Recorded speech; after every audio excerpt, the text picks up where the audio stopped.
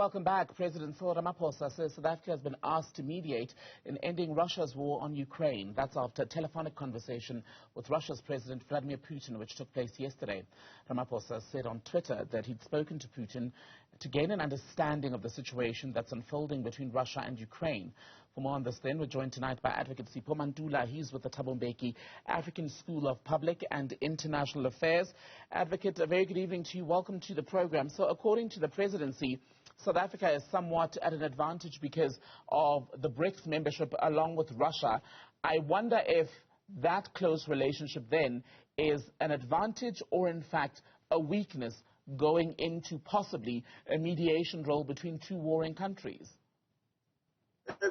Good evening, Mbeki, living to the viewers, Jumbo Africa. Mbeki, I think it is an advantage because that telephonic diplomatic engagement yesterday, it was more to reinforce our 30-year relationship, even if you know it's almost 28 years, because some of us, we don't count the 1992 until now. We see our relationship with Russia, as we have alluded, through the BRICS membership.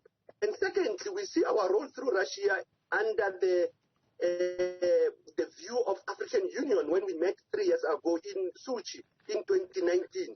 So when you look at the mediation role, I was grappling even what will be then the role of the mediators in the current crisis that already the UN, American foreign policy experts have already taken a far view on understanding this current conflict, as President Ramaphosa is saying, but meaningful engagement, diplomatic engagement between parties is very critical. Hence, he was trying to explain even why did we abstain from the vote, because it seems the drafters of the resolution were either not clear about that there is currently engagement between Russia and Ukraine. So in short, I don't think as a mediator, Mbeki, you should get into it with doubts. You should have confidence and you should understand that already this is a global conflict, it's a global war.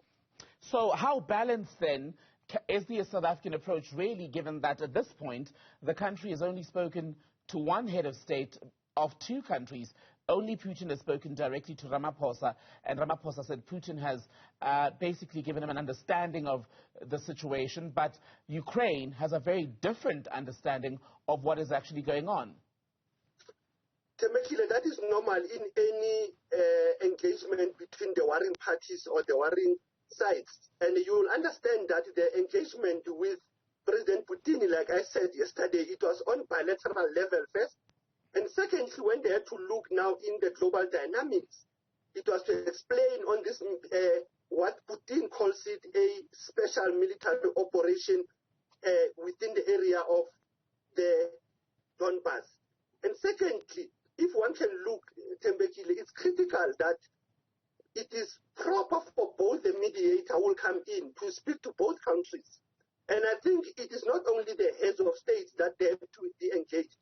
You need to engage even with the executive, the parliaments. You need to engage with the civil society. You need to engage with the African Union, because this telephone diplomacy that we see, it has already begun through Egypt. When Abdullah Sisi engaged Putin, we saw a day before Ramaphosa engaged Putin, Maksali, the AU chairperson, has already engaged Putin.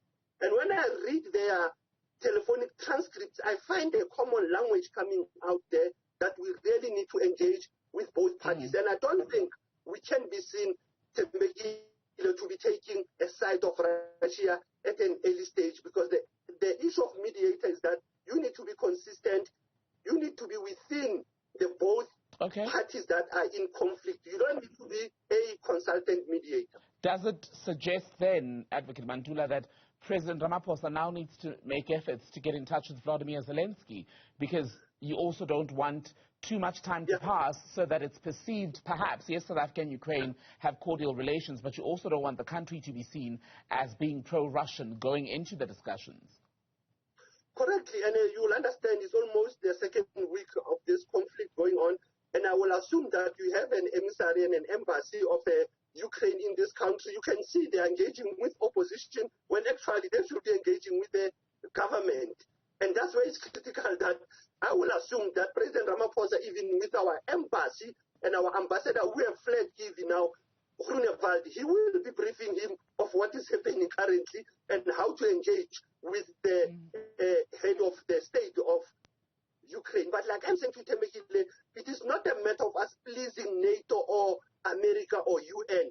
It's as a mediator under the BRICS again, like you have said, we need to have a clear rules of engagement that we are not seen to be partisan or to be taking sides. Because what is at stake here is global humanitarian aid. Now, what is at stake is the disastrous conflicts that are taking place, as if Africa doesn't have a conflict zone or a hotspot at this present moment. So how effective would South African mediation, whatever form it may take, because at this stage there's been no confirmation that it's actually going to happen, how effective would it be precisely in the situation there are already so many other parties involved between over and above the Russians and the Ukrainians? You know, Temekile, for me, I think since we are in the BRICS membership, South Africa will take its collective wisdom from the AU Peace and Security Council to understand the push and the pull factors of this current conflict for the past 2 weeks, because you need to enter as a mediator, not just to do an internet analysis or a TV analysis, but you do a situational analysis that gives a short-term and a long-term solution to the talks. And like I said, engage with the African Union Peace and Security Council. Secondly, engage with the BRICS members who are sitting on the peace and security committees. Because remember, BRICS had a project that deals with peace and security. Again, Ramaphosa might have to think deeper. You know, Mbeki, the last time when I was talking to you, I raised this issue once more. Our international stature on diplomacy and mediation has gone down. We need to jack up and pull up our socks. Our mediators, our representatives at UN, at the Security Council, we need to be up to date with the issues. And that's how I will assume that President Ramaphosa still needs to rely on the university knowledge, not consultants. We've got 26 universities that are studying international relations, doing international law. They can assist the presidency on the mediation roadmap, like I've said, not to rely on consultants anymore and pavement analysis of TV all the time. Advocate Sipho Mantula, thank you for that TV analysis tonight. Advocate Sipho Mantula is with the Thabo Mbeki School of Public and International Affairs.